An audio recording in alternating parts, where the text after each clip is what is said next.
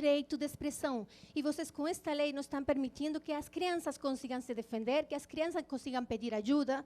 Lamentavelmente, como a senhora falava, muitos países têm vocês como referência.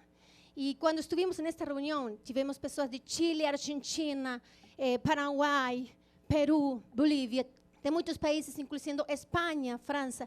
E os que não conseguiram chegar, enviaram cartas. E todo mundo está muito preocupado porque tem artículos, como você falou, em cada país, mas muitos deles têm referência ao Brasil. E eu gostaria que depois de que eu fale isto, se vocês não vão revogar essa lei, enviem uma carta, por favor, para Mais Que Vencedores, para a gente poder apresentar no nosso governo e poder dizer que vocês são conscientes das crianças que estão morrendo por causa dessa lei. Que são conscientes que vocês estão colocando por cima o direito dos adultos e não o direito delas. Combinado? Porque realmente nós não queremos esta lei em nosso país porque não está funcionando. E se vocês não querem acreditar, é só olhar para trás e ver quanta criança tem morrido desde 2010 por causa da alienação. E eu estou por causa delas, não por causa dos adultos. Obrigada. A minha pergunta com a Beth. Por favor, como eu consigo essa documentação se vocês não revogarem? Certo. Doutora, 3 minutos, por favor. Tá. Veja bem, o que precisa, nós entendemos, é que, além de revogar o texto da lei que nosso país tem, nós temos que reestruturar a questão de provas no nosso país. Ela está muito fragilizada. Como é que você prova maus tratos, violência e abuso sexual de criança? A primeira prova delas é as testemunhas. Por quê? Porque a criança ela tem uma rede de convívio, começando pelos familiares e se estendendo aos profissionais que cuidam dela, professores, pedagogos, psicólogos, pediatras, etc. O que o artigo 2 da Lei da Alienação fala? Que todos eles são alienadores.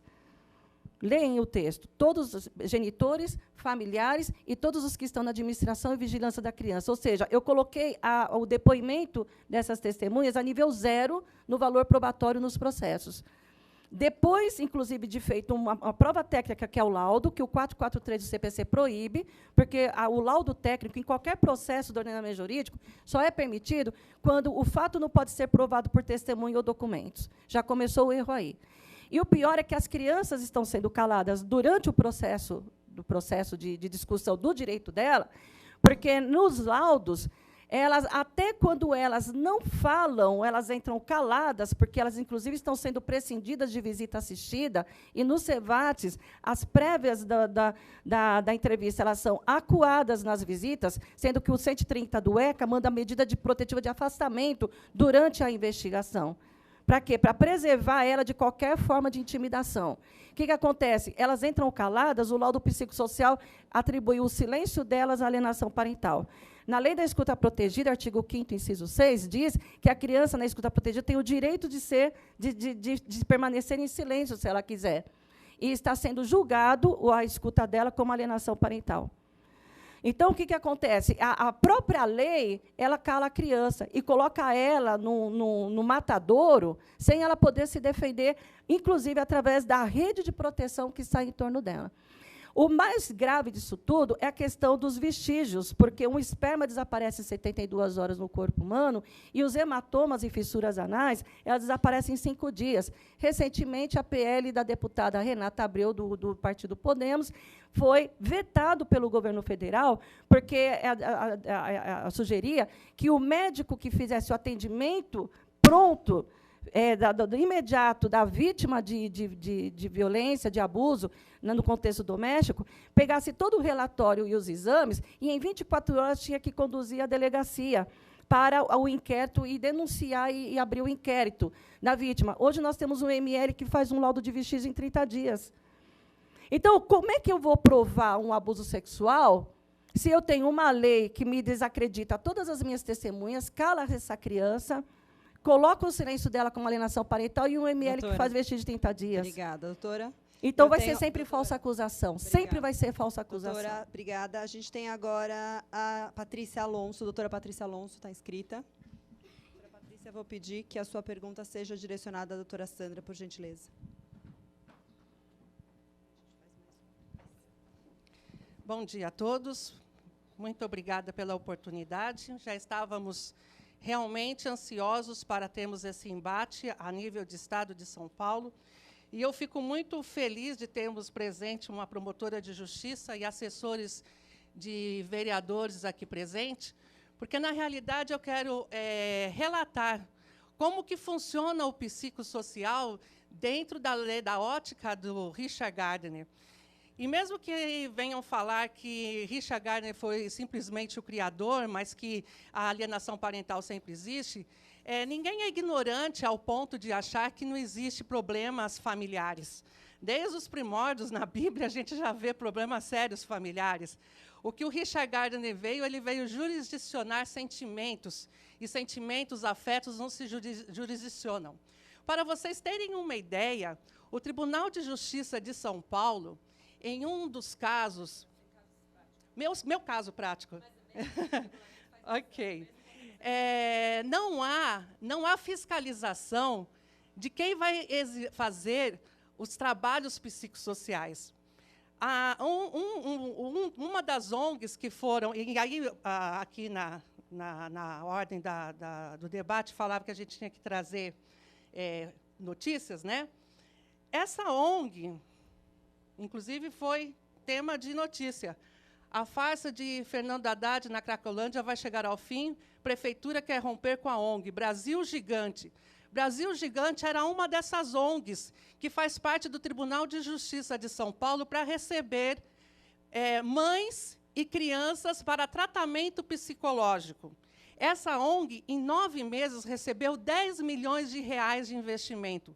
Ela era para tratar não só dos casos da Cracolândia, mas aqui, num dos artigos, diz que, apesar dos repasses totais somarem 10 milhões em 9 meses, ela ainda era responsável por um telecentro e uma creche na Zona Leste, sendo que essa creche na Zona Leste era serviço de proteção social à criança e adolescente, vítimas de violência, abuso e exploração sexual. Ou seja, como que nós, Estado de São Paulo, estamos monitorando o tratamento dessas crianças e dessas mães que são vítimas de alienação de abuso, mas dizem que é alienação parental?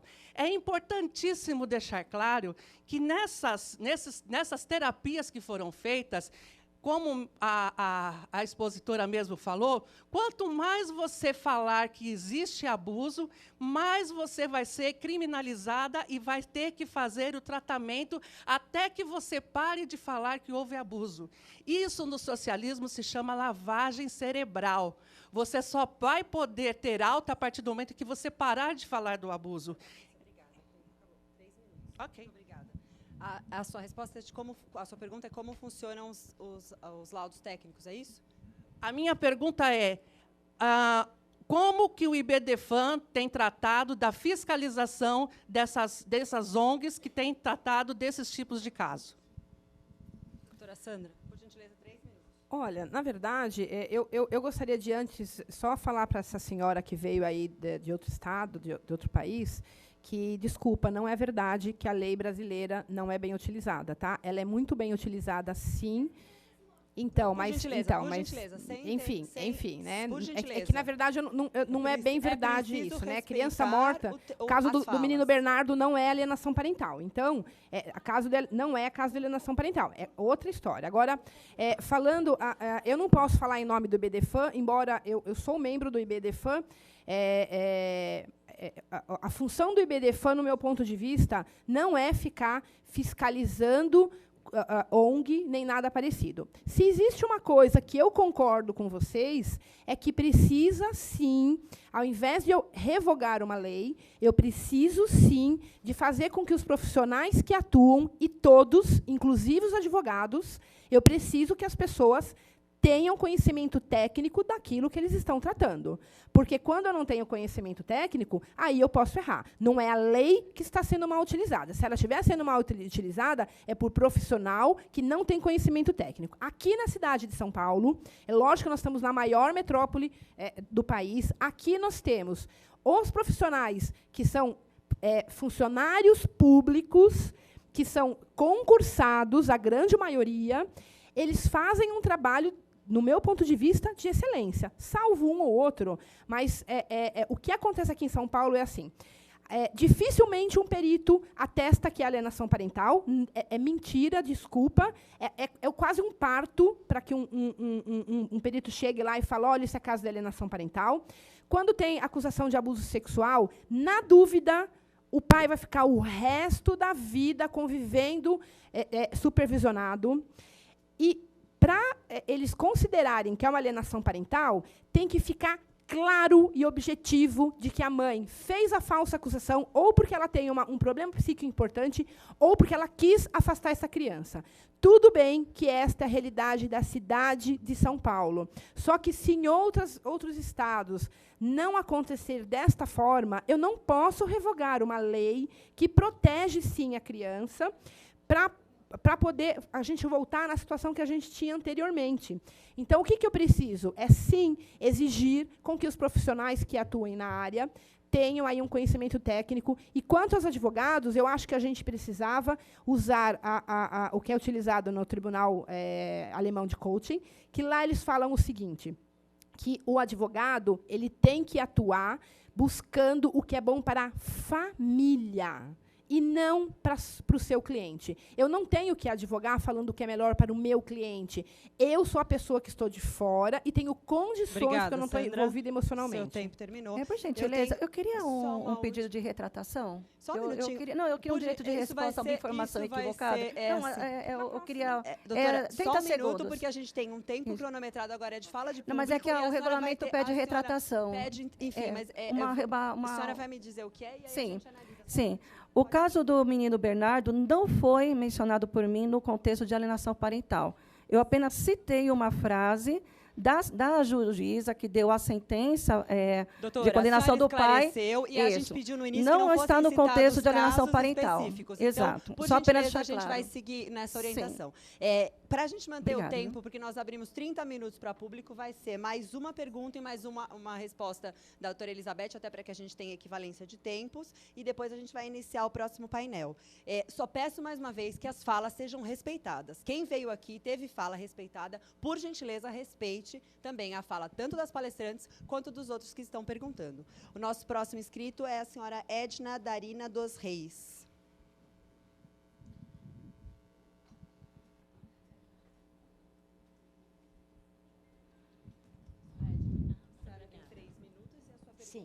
Sim. Sim. Bom, bom dia a todos. Eu sou a Edna que vivo buscando essa revogação dessa lei de audiência em audiência pública, inclusive em Brasília, e ela tem que ser revogada. Eu tenho que fazer a pergunta para a doutora Elizabeth, mas eu gostaria de fazer para outra senhora. Porque é assim, essa lei, advogados e defensores, eles defendem ou o pai ou a mãe. E a criança fica onde? Eu quero saber aonde que a criança entra nessa história. Eu quero saber quem defende a criança. E outra coisa que eu quero dizer bem claro, eu já passei pelo Cevate da vida, e tudo isso que diz que é uma maravilha, que é isso, que é aquilo, é tudo mentira. Isso é tudo mentira. E outra coisa, o principal, a maior vítima nessa história que não tem defesa é a criança. De 0 a 12 anos, que é obrigada a conviver com o genitor, abusador, e de último, a inversão de guarda para o próprio, certo? Que fica em posse dessa criança de dia e de noite. E sabemos lá, a gente sabe bem o que ocorre lá. Então, essa lei aí, sinceramente, engraçado, eu fico me perguntando, o Brasil copia essas leis e outras dos Estados Unidos, né? Por que eles não copiam as leis dos Estados Unidos de penalidade máxima? Isso aí ninguém quer copiar. Agora essas leis aí, é tudo embustido, certo? Eu vou lutar até o fim com isso. E eu vou começar a aconselhar as mães. Essas inversões de guarda não pode nem mostrar.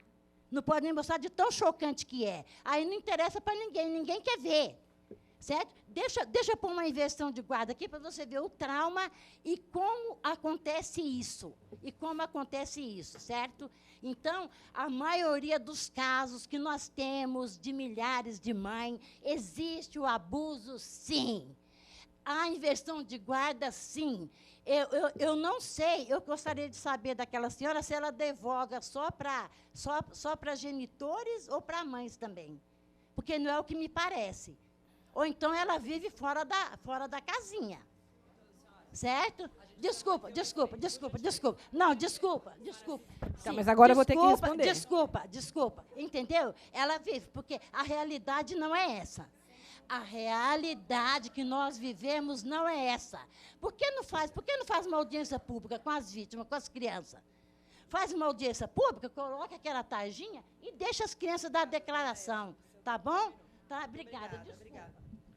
Doutora Elizabeth, a senhora tem 3 minutos. Eu queria, como a pergunta foi para as duas, acho que ela deixou claro que era para as duas pessoas, eu queria primeiro a oportunidade da colega e eu... Então, eu vou dividir o tempo. A sugestão é sua, que vai ficar desequilibrada a palavra. A doutora Sandra falou 2 vezes, a senhora vai ter dito uma vez só. Eu não sei, é que ela pediu para as duas advogadas, mas é que a senhora não se importa? Se a senhora não se importar, eu divido. Não, eu respondo, então. Vamos lá. Como é que fica a criança como sujeito de direito? Não fica. Artigo 2, ela possibilita que a criança ela seja alienada. Ela vere o ECA, porque a criança ela é sujeita de vontade, ela tem opinião, artigo 100, o último inciso, fala que a criança ela tem, inclusive, direito à opinião, e a opinião dela tem que ser relevada em juízo. A primeira pessoa que tinha que ser ouvido em juízo, não por psicossocial, era a criança. Esse ano, o Tribunal de Justiça já começou a normatizar isso. Um juiz resolveu ouvir diretamente uma criança de 8 anos. O genitor entrou com o pedido de anulação de prova no Tribunal de Justiça e, por unanimidade, foi consagrado. Não tem jurisprudência disso. Não é um caso, nem é meu. Tá. Eu achei essa jurisprudência no site. Como é que fica a criança? Ela é alienada, o silêncio dela ela é considerada alienação parental e a auditiva dela é terceirizada pelo psicossocial. Quais as consequências disso? Revista Veja, de 2010, 205 crianças abusadas de 2005 a 2009, 38% pelo pai. O G1, no dia 29/6/2018, a maioria dos casos de violência sexual contra a criança acontecem em casa, 83% de aumento de notificação. Agência Brasil, 18 de maio de 2019, mais de 70% da violência sexual da criança ocorre dentro de casa. Que mais? Taxa de feminicídio, o país é o 5º país em feminicídio no mundo, BBC Brasil, de 9 de abril de 2016, Brasil, país da pedofilia, 76% dos pedófilos do mundo acessam sites brasileiros de crianças abusadas. A agência Pernambuco, Diário do Pernambuco, 17 de 8 de 2015, levantamento revela caos no controle de denúncias de violência sexual contra a criança. Esse é o papel da criança no Brasil. Assim fica a criança no Brasil. Desacreditada e abusada. Acabou. Sobrou tempo? Tenho ainda mais 30 segundos. Não sei. Alguém precisa de mais tempo? Não é permitido transferência. Exato. Obrigada, não tenho. É inexplicável isso. Mas eu precisava só, Silvia, falar para responder para a senhora que eu tenho clientes homens e mulheres.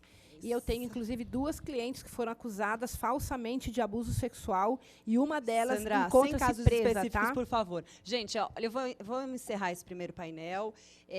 Eu vou, mais uma vez, como a gente fez logo no início, mas algumas pessoas chegaram depois, reiterar o nosso compromisso com o respeito a todas as falas e a todas as pessoas que estão aqui. É um caso bastante que, de fato, traz emoções, há partes na plateia, há pessoas envolvidas pessoalmente, mas eu vou repetir e vou pedir novamente que todas as palavras sejam respeitadas. Passo a palavra, doutor.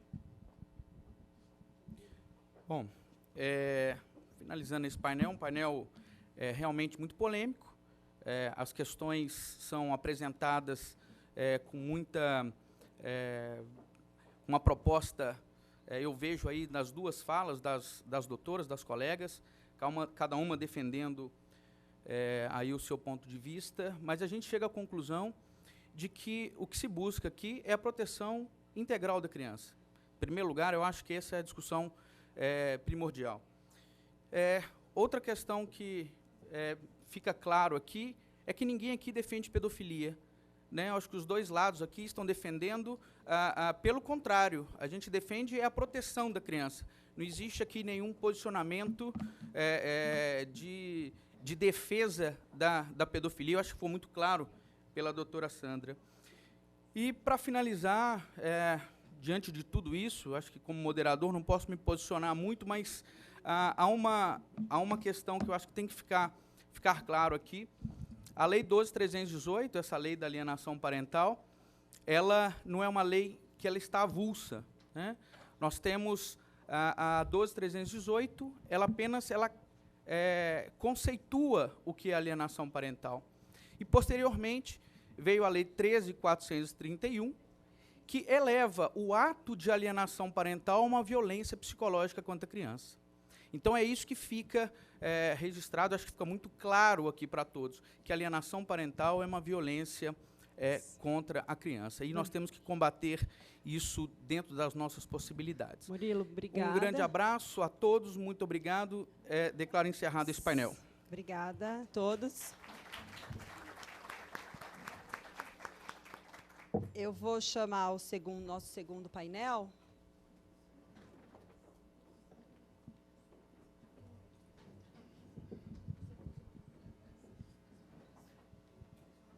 Chamo para compor a mesa as mediadoras doutora Rafaela Antiti e doutora Daniela Alves de Souza, e as expositoras doutora Rosana Cipriano e doutora Valéria Scarance. Esse é o painel do Ministério Público. Relembrando as regras de fala, cada expositor tem direito a 10 minutos de exposição, mas extensível por mais 5, 15 minutos no total. Depois das falas, a gente abre por 30 minutos para o público, mediante inscrição, que eu vou deixar do painel aqui. 3 minutos de pergunta, 3 minutos de respostas intercaladas para manter a equidade de fala. Pode ser. Você quer sentar aqui também?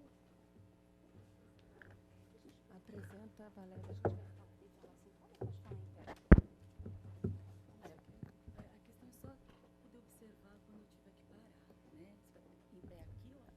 Bom dia a todos. Vamos começar a inaugurar esse painel. Eu vou apresentar aqui a doutora Rosana Cipriano.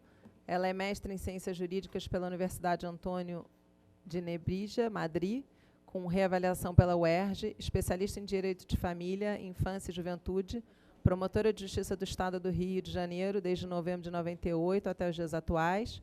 Foi promotora de Justiça do Estado de Minas, professora da FEMPERJ, EMERGE e UERJ, Fundação Getúlio Vargas, e pós-graduação na Universidade Estácio de Sá. Atualmente encontra-se em exercício na Promotoria de Justiça de Tutela Coletiva de Infância e Juventude da capital do Rio de Janeiro e ministra aulas de família, infância e juventude na EMERGE, bem como palestras em universidades, instituições e congressos. Participa de bancas examinadoras de concursos e é supervisora de estágio probatório para vitaliciamento de promotores de justiça, autores de artigos e livros publicados. Acho que podemos, então, começar com a palavra com ela, e em seguida... Ou quer apresentar a doutora...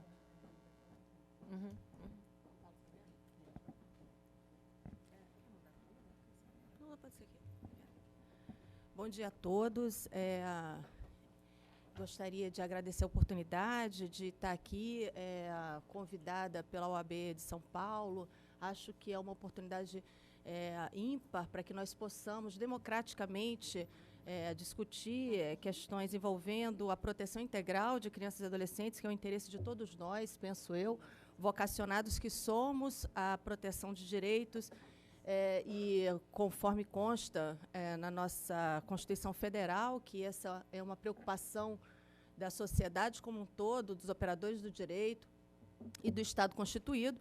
Portanto, como promotora de justiça em atuação na proteção de crianças e adolescentes em situação de vulnerabilidade, e também pelo fato de eu ter tido a satisfação de o meu primeiro trecho do meu primeiro livro constar da exposição de motivos da Lei de Alienação Parental, eu me sinto confortável aqui para falar do grande progresso e da grande conquista legislativa que tivemos com a promulgação dessa lei no nosso Estado, no nossa federação, né? Então, assim, o histórico desse instituto nos faz buscar a ideia de como a criança e adolescente foi sendo vista pelo nosso ordenamento jurídico ao longo dos anos, né? Antigamente era como que objeto mesmo, submetida ao poder do pater familias, em que o chefe assentido da sociedade conjugal teria direito de vida e de morte sobre os integrantes da família, e crianças e adolescentes se submetiam realmente à ideia do poder familiar. Atualmente, como sujeito de direitos e à luz da principiologia jurídica aplicável, nós temos que a criança e adolescente deve ser reconhecida como esse sujeito merecedor de dignidade e respeito por parte não só dos seus familiares, como da sociedade como um todo, né? Diante disso, nós temos que considerar, e é interessante, vejam que o direito não é uma ciência exata. E aqui falou-se de princípios constitucionais, né, muito bem colocados, como, e esse é o grande foco, é o nosso grande vetor, que é a dignidade da pessoa humana, é a paternidade responsável, o respeito da pessoa em formação, e com várias interpretações. Umas a dizer que a configuração da alienação parental, como prevista na lei, violaria esses direitos, e, por outro lado, esses mesmos princípios inspiram o operador do direito a dar efetividade a esses princípios através da aplicação da lei da alienação parental. De fato, essa lei é uma conquista, porque o que se considera é que, independentemente dessas questões que eu estou um pouco perplexamente assistindo, de acusações contra o primeiro doutrinador a mencionar essa questão, que seria o Gardner, questões que têm algumas premissas, a meu ver, equivocadas. O fato é que a lei da alienação parental, ela trouxe, conforme aplicações práticas que nós vemos no dia a dia forense, muitos benefícios a muitas crianças, porque se entende que a separação entre os pais e as questões de conjugalidade não podem prejudicar o exercício do poder familiar. A criança tem direito a ter acesso em igualdade de condições ao pai e à mãe. A criança não é propriedade de nenhum ente parental. E, portanto, é com base nisso que o Estado constituído precisa intervir para proteger essa criança que está em situação de vulnerabilidade. Isto posto, é importante que seja dito que nenhuma inversão de guarda ou nenhuma ampliação de visitação, nenhuma aplicação de multa, ela é feita assim de imediato ou de qualquer forma. Há um devido processo legal. Estamos falando aqui que pessoas foram despojadas de sua convivência familiar com seus filhos e que isso foi feito de uma maneira abrupta.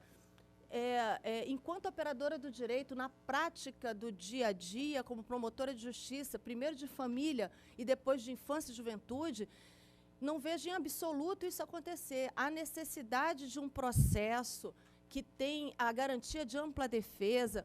Nenhuma mãe ou nenhum pai é penalizado, advertido, sem que haja provas e sem que haja o devido convencimento do promotor de justiça e do juiz de direito. A justiça da infância e juventude e de família, ela é uma justiça eminentemente interdisciplinar. Não podemos prescindir realmente da atuação de outros profissionais, de outras ciências. E, assim, nessa perspectiva, nós valorizamos muito a figura do psicólogo, do psiquiatra, do terapeuta e daquele profissional que realiza suas perícias para que, em contato direto com a criança, realmente possa trazer a cognição dos juízes, promotores e demais protagonistas do cenário jurídico que realmente acontece na prática, porque no direito de família e de infância procura-se retratar a verdade real, assim como acontece na justiça criminal. Portanto, quando nós vemos ali, no artigo 6º da Lei da Alienação Parental, uma gradação de possíveis sanções àquele pai ou aquela mãe que abusa no exercício do poder familiar, porque quando se fala de alienação parental, nós estamos tratando de um abuso no exercício do poder familiar. A nomenclatura, alienar, é tornar alguém alheio daquela realidade. Então, quando isso é comprovado através de vários laudos, não é só um, através da oitiva atenta, numa perspectiva de busca dessa verdade real, que determinada situação de fato viola os interesses dessa criança e adolescente, e vejam, é isso mesmo, não é retórica. A lei ela vem atender ao interesse da criança, o foco é na criança. Aqui se falou, quem protege os interesses dessa criança e adolescente? De fato, quando os responsáveis legais não estão preocupados com essa proteção e apenas preocupados com as questões de conjugalidade mal resolvidas, quem tem que se preocupar é mesmo o promotor de justiça e o juízo. E essa ferramenta da lei da alienação parental ela é muito importante mesmo, porque ela traz essa gradação, ela possibilita essa questão de, primeiro, fazer uma advertência, depois ampliar eventual regime de convivência familiar, aplicação de multa ou encaminhamento para tratamento ou psiquiátrico, porque, de fato, a pessoa que, às vezes, está às cegas, alijando o seu filho da convivência com outro ente parental, pode estar realmente comprometido ou apaixonado nas suas questões que são comuns às dinâmicas das relações familiares. Portanto, assim, sob essa perspectiva de que a criança não é propriedade, nós temos que entender que aqui ninguém pretende alijar a criança da participação do seu destino. Ela pode ser ouvida, sim. Há previsão da oitiva, da escuta especial, e há que haver cuidados mesmo nessa escuta, né? É uma escuta que ela é revestida de formalidades, e eu estive em Huntsville, nos Estados Unidos, tive a oportunidade de verificar como é feito ali, para que nós tivéssemos implementados no Rio de Janeiro. Nós temos ali um espaço de escuta adequada de criança, e ali ela recebe tratamento psicológico, ali, em casos de comprovação de abuso sexual, realmente ela já recebe o tratamento medicamentoso. Aquela prova ela pode ser usada no âmbito criminal e também na proteção de seus interesses. Então, assim, me parece que está havendo um certo movimento midiático no sentido de trazer questões outras, como mortes de crianças noticiadas aqui, que teriam sido praticados em razão da aplicação da lei, mas isso realmente não se sustenta. Pelo contrário, a aplicação dessa lei, ela visa realmente a sistematizar. O ordenamento jurídico é um sistema harmonioso.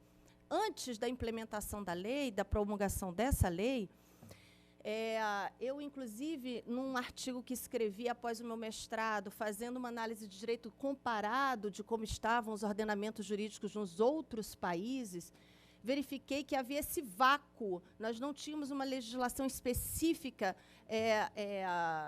dando diretrizes por operadores do direito como se configuraria essa alienação parental. Então, nós buscávamos os mecanismos de poder geral de cautela do magistrado para garantir a aplicação de penalidades pecuniárias em relação àquele progenitor que descumprisse o dever de visitação. Invocávamos também os princípios constitucionais, etc., para conseguir o efeito prático que hoje a lei de alienação parental veio a disciplinar, veio a regulamentar e trazer um critério. Nós temos que entender também que mais importante do que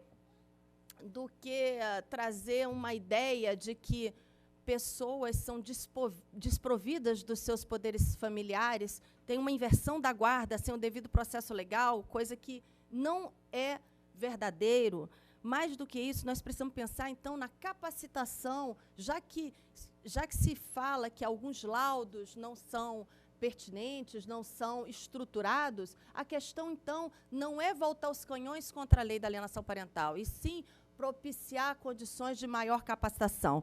O itinerário processual existe para isso. Nós trabalhamos no contexto de um sistema de garantias em que o Conselho Tutelar também aplica medidas de proteção e traz para o promotor de justiça no Ministério Público o êxito e o avanço dessa lei de alienação parental. E tenho por certo que essa lei é, ao revés, motivo de orgulho para o Brasil. É motivo de orgulho. O Poder Legislativo, nesse particular, revelou-se empático com as pessoas que precisam, de fato, proteger o interesse dessas crianças. E eu me coloco aqui à disposição para que nós possamos trocar essas experiências ao Brasil afora, de como nós temos essa experiência também no Rio de Janeiro, e ela é exitosa. Não se está coibindo denúncias de abuso sexual, por exemplo. É possível fazer uma denúncia de abuso sexual, ela não ser comprovada, e nem por isso se configura alienação parental. A alienação parental tem pressupostos muito específicos, e nós precisamos abordar essa temática com técnica, com tranquilidade e no lugar adequado, que é um espaço democrático de manifestação do pensamento. Muito obrigada. Obrigada, doutora.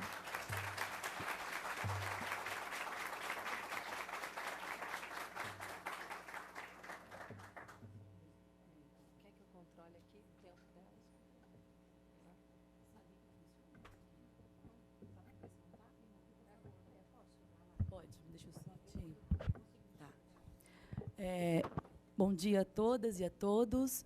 Dando continuidade à nossa audiência pública, nós vamos ouvir agora a doutora Valéria Scaranci, que é promotora de justiça especializada em gênero e enfrentamento à violência contra a mulher, autora do livro Lei Maria da Penha, o processo penal no caminho da efetividade, autora da cartilha Namoro Legal, coordenadora do Núcleo de Gênero do Ministério Público até março de 2017, coordenadora nacional do COPEVID, mestra e doutora em Direito Processual Penal pela Pontifícia Universidade Católica de São Paulo, professora de Processo Penal da PUC de São Paulo, de cursos de pós-graduação. Ela também foi primeira secretária executiva do GEVID, Grupo de Atuação Especial de Enfrentamento à Violência Doméstica e Familiar do Ministério Público de São Paulo. Em 2013, representou o Ministério Público do Brasil junto à ONU, em Bangkok, reunião em que se discutiu o manual para atuar em violência contra a mulher. Em 2014, foi convidada pelo Departamento de Estado dos Estados Unidos para participar do programa de intercâmbio. Além disso, ela é autora de artigos sobre temas diversos e artigos no jornal Carta Forense, como Mitos que Matam e Feminicídio Virtual. Doutora Valéria, a senhora terá 10 minutos para falar, com uma prorrogação de 5 minutos. Bom, muito obrigada. Eu gostaria, inicialmente, de agradecer o convite e falar da importância dessa audiência pública. E me colocar hoje não só como promotora, mas também como professora, pesquisadora, estudiosa da questão da violência contra crianças e mulheres. Eu sou promotora de justiça há 20 anos, eu tenho uma linha de pesquisa sobre violência, crianças, abuso sexual, feminicídio, mesmo antes da lei, há mais de 10 anos. E eu comecei a estudar a questão da alienação parental quando muitas mulheres foram até a Promotoria de Justiça relatar que, após noticiar abuso sexual, haviam perdido a guarda dos seus filhos ou estavam ameaçadas de perder a guarda desses filhos. No início, eu tinha o mesmo posicionamento que a colega, achava que a lei de alienação parental era uma grande evolução para o nosso país, até porque os estudos internacionais não chegavam ao nosso país. Quando eu comecei a estudar, atender mais pessoas, analisar processos, e eu posso dizer, sem medo de errar, que a lei de alienação parental, ela coloca em risco as mulheres e as crianças do nosso país. A cada dia que passa, eu fico mais aflita pela constatação do que está acontecendo. Eu posso afirmar isso como promotora de justiça, especializada em violência sexual, gênero, promotora de justiça que atua na defesa dos direitos das pessoas e direitos humanos. Vamos começar? Fabiana, por favor. Bom, pode passar essa minha qualificação? Bom, as pessoas dizem, mas a alienação acontece, eu vejo alienação. A grande sacada dessa lei foi patologizar um comportamento comum. Todas as pessoas do mundo têm divergência, só que a Lei Maria da Penha cria como se fosse uma doença, uma patologia, inclusive diagnosticada por laudo pericial. Pode ir? Essa observação, ó, não é minha, é da Slávica, tá? Uma professora doutora especializada em atendimento de vítimas e crimes sexuais, e ela foi isso num Congresso Internacional de Vitimologia. O mundo inteiro está discutindo a síndrome da alienação parental. Já falaram um pouquinho sobre Gardner, essas são as obras de Gardner, pode passar. Pode passar. Qual é a consequência das obras de Gardner? Bom, Gardner foi uma pessoa que teve os seus próprios estudos, chegou à conclusão de que a notícia de abuso sexual, violência sexual no momento da separação é mentirosa. A base dessa teoria é de alguém que entendia normal o relacionamento sexual entre crianças e adultos. Não dá para se desprender uma lei da teoria que deu origem. Dentro dessa lei existe, sim, um pensamento discriminatório, sexista, que tem recolocado as mulheres na sua posição de grande causadoras dos males sociais. Então, o que tem acontecido? Separação. A criança rejeita o genitor, a culpa é da mãe. A criança não rejeita o genitor, então é mentira o que a mãe disse. Não aconteceu a violação sexual. Os laudos periciais têm partido de premissas falsas. Muitos técnicos têm expertise em alienação parental, mas zero expertise em violência contra a mulher e violência sexual. Pode passar? Essa é a situação mais grave. A criança diz que foi abusada. A prova do abuso sexual é extremamente difícil, é complexa. Eu atuei junto com uma outra colega em São Paulo em todos os casos de abuso sexual que aconteceram na capital por 5 anos, porque naquela época iam para a vara de violência central. A prova é sempre difícil, mas isso não significa que o fato não aconteceu. E agora, após a lei de alienação parental, mesmo antes de se concluir o inquérito policial, já chega uma conclusão da área civil dizendo que não teve estupro e não teve violência sexual. O que nós temos observado nos processos? Que quanto mais essa criança relata, quanto mais a mãe tenta demonstrar que aconteceu abuso sexual, mais aquela mãe é taxada de alienadora, como se alguém estivesse tentando separar o filho do convívio. Pode passar? O Brasil é campeão em violência contra a mulher, é campeão em violência sexual. Esses são os índices oficiais de estupro. O estupro acontece, em regra, em casa. Envolve, normalmente, pessoas conhecidas. Pais e padrastos que estão dentro de casa com as crianças. Pode passar? Essa é a nota técnica do IPEA, que traz exatamente o perfil de quem é o estuprador. Em regra, homem, a vítima é criança, isso acontece dentro de casa, e a grande reincidência. Pode ir? Quando nós falamos que Gardner era defensor do abuso sexual, isso consta expressamente do livro dele, como se fosse natural o sexo entre crianças e adultos. Pode ir? Pode passar? Um dos maiores problemas da lei de alienação parental está neste inciso, quando se diz que é típico da alienação parental apresentar uma falsa denúncia contra genitor, familiares, etc. Não é só no Brasil, no mundo todo, a síndrome da alienação parental está sendo questionada.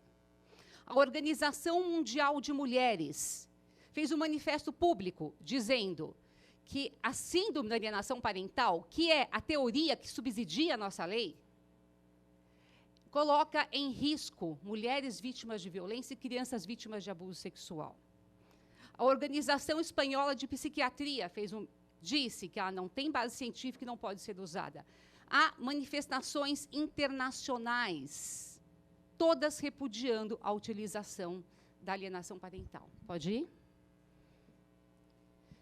Muitos dizem, mas não é uma lei sexista, é uma lei que trata igualmente homens e mulheres. Então, faça um desafio. Pesquisem na internet. Alienação parental. Que tipo de imagens vocês vão ver? Ou é uma criança dividida, ou é uma mulher arrancando o filho do pai. Essas são as imagens que eu tirei só ontem da internet. Sempre a mulher como alienadora. Pode ir? Algumas manifestações de mães em audiências públicas. Pode ir? No México, pode passar rápido, havia uma lei semelhante, até que um artigo semelhante. Era o único país, além do Brasil, que tinha uma lei. Aconteceu um suicídio coletivo. No mesmo ano, a lei foi revogada. No Brasil, nós temos inúmeros casos de violação, inúmeros casos de suicídio, e mesmo assim a nossa lei continua em vigor. Pode ir?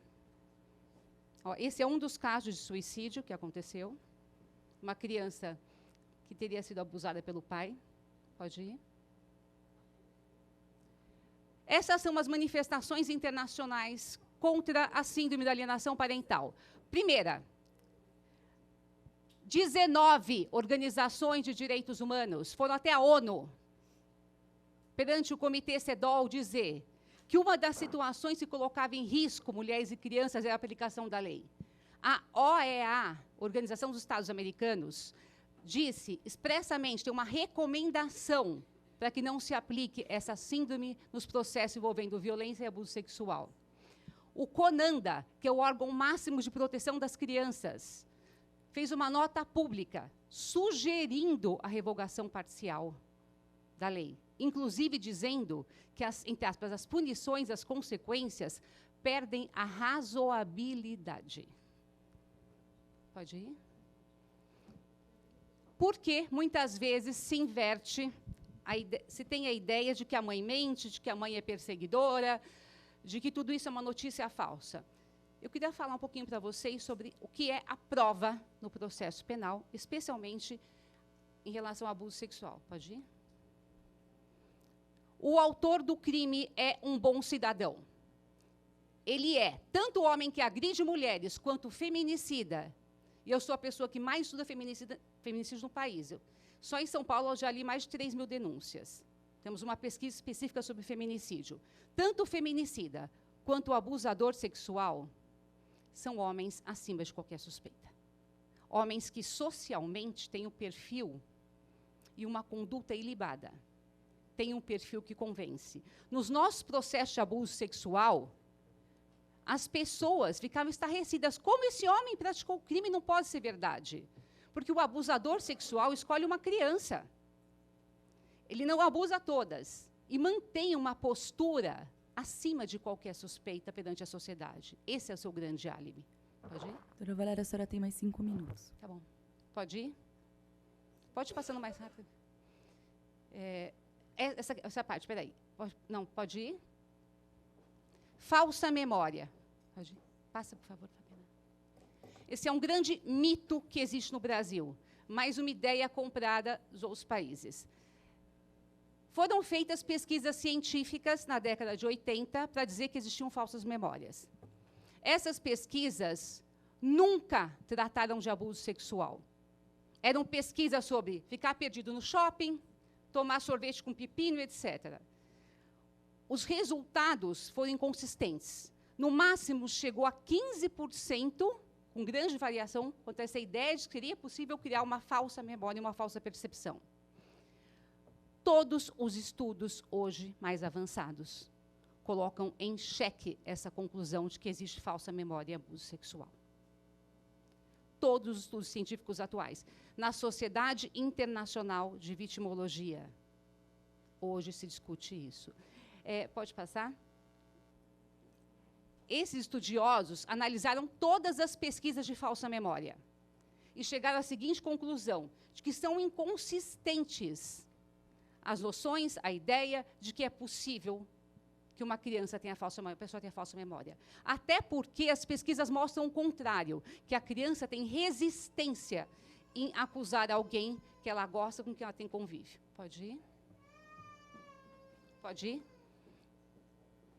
Em regra, não tem vestígios físicos. Só 7 a 10% dos estupradores, dos abusadores, praticam ato sexual, manipulação, e, em regra, pode ir? Pode passar mais. O laudo é negativo. Os abusadores sabem como não deixar vestígio. Os vestígios físicos, sêmen, vestígios no corpo, na vagina, desaparecem em poucas horas. Essa pesquisa feita em Portugal revelou o seguinte, que só se conseguiu um índice maior de laudos positivos analisando a roupa, e crianças foram analisadas até 9 horas depois do abuso. Mesmo assim, se diz, uma conclusão válida e assente é de que, mesmo que os laudos sejam negativos, não se pode presumir que o crime não tenha acontecido. Pode passar? Mas, lamentavelmente, com essa ausência de interlocução entre as duas áreas, civil e criminal, o laudo negativo é encarado como prova da absolvição.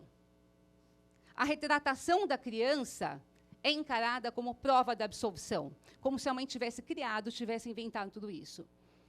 Pode passar?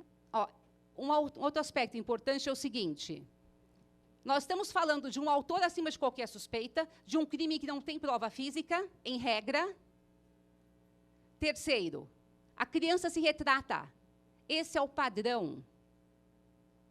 Esse estudo realizado nos Estados Unidos aponta que, embora as crianças se retratem, normalmente os fatos eram verdadeiros. Essa é a síndrome da adaptação da criança vítima de abuso sexual. E é o que nós olhávamos dia a dia nos nossos processos. Mesmo com evidências fortes de estupro, as crianças não suportavam o processo e se retratavam. Pode ir?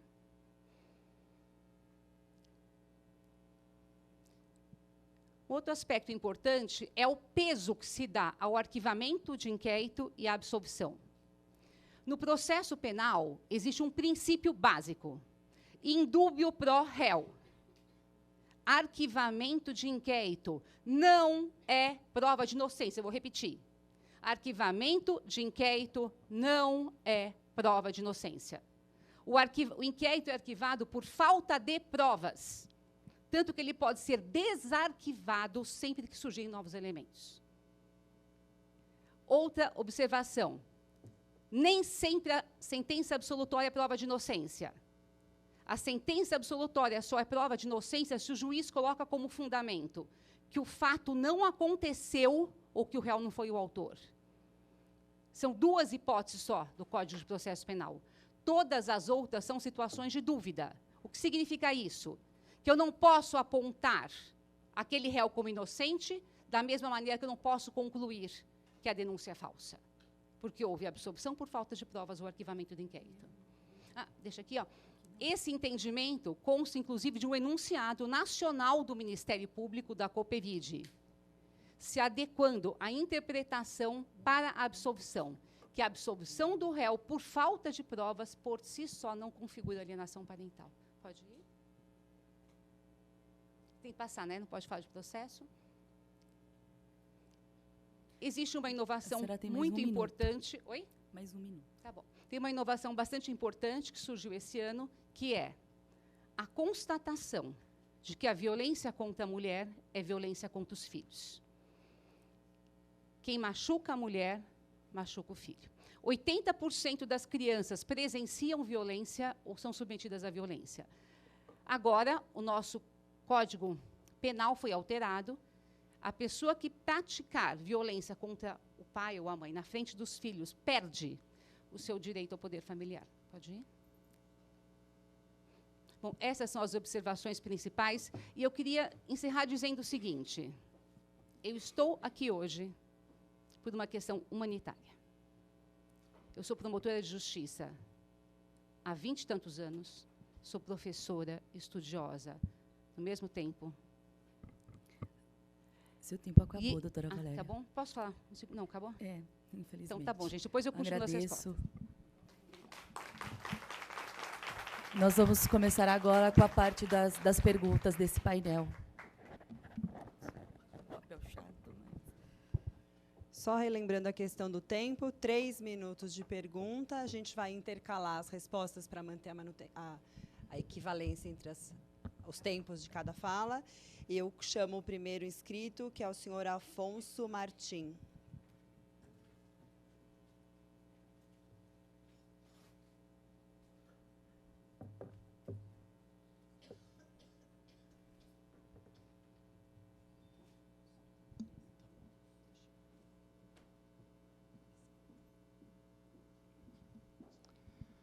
Bom dia a todos, a todas. Obrigado pelo espaço.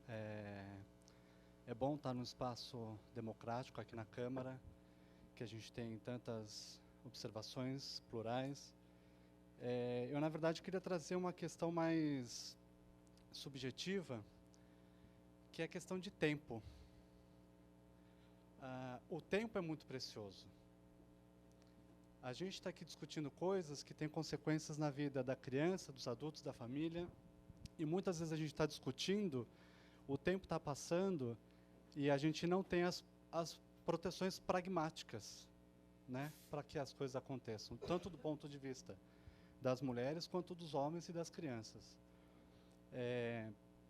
Faz 10 anos que eu convivo com violência social psicológica plural, das mais diversas formas, tanto institucional, nos tribunais, da falta de preparo técnico, de psicólogos, juízes, promotores.